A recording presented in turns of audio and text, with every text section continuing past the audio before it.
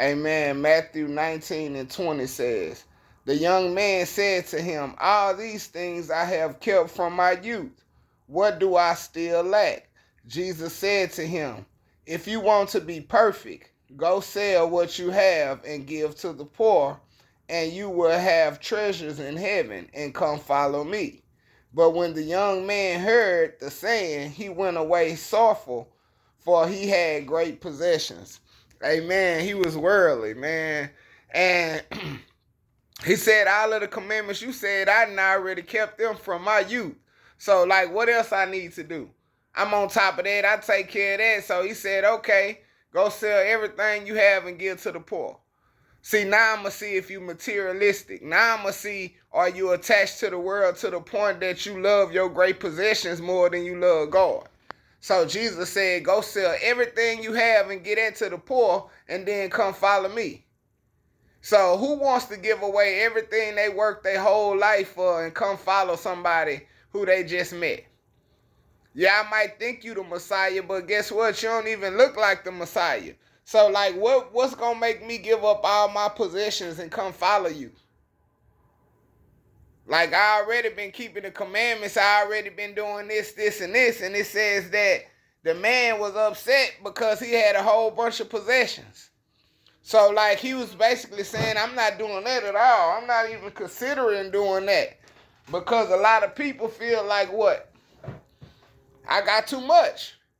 It took me half my life to get this money. And you mean to tell me I got to give it away? Give it to the poor? Like, that don't even make sense. It don't make logic.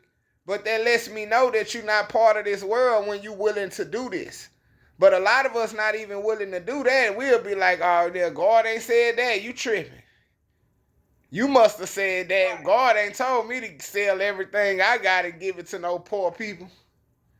But he's trying to teach you how to change your mentality. If you get a kingdom building mentality, then things are different. You can have everybody stop being poor. You might be that rich. Then you go follow me, and then we gonna keep on doing miracles. Or you might have the avenues and the business connections to continue to doing what you're doing, and we can continue to help more and more people. We might can go from town to town doing that, selling everything we accomplish and changing the poor.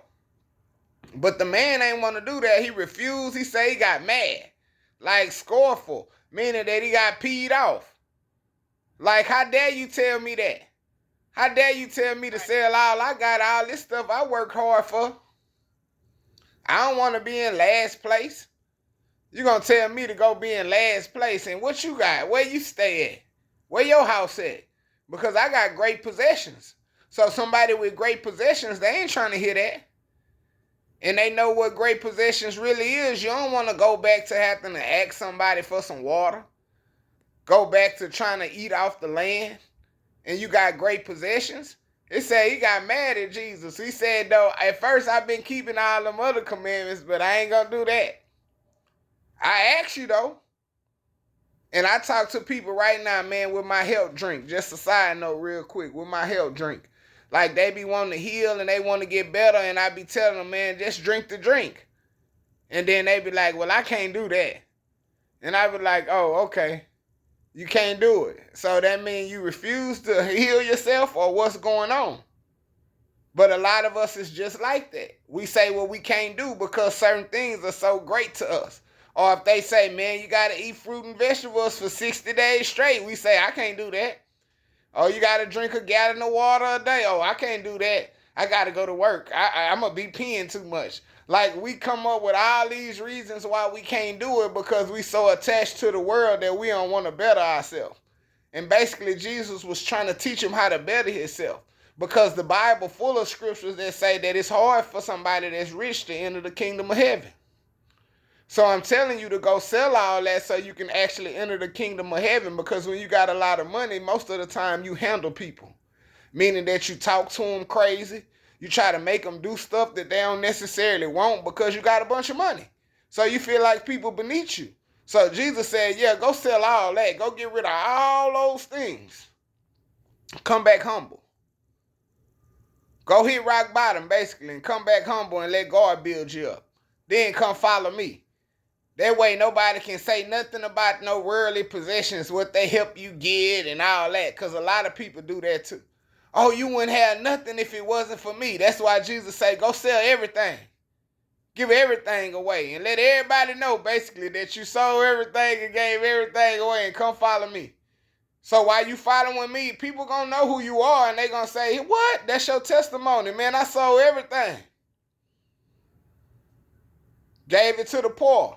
That should be your testimony. That's what Jesus was telling him to do. But it say when he walked away, he was sad. And he said he walked away and said, oh yeah, bet. I'm about to go do it now and I'm going to get back with you, baby. Nah.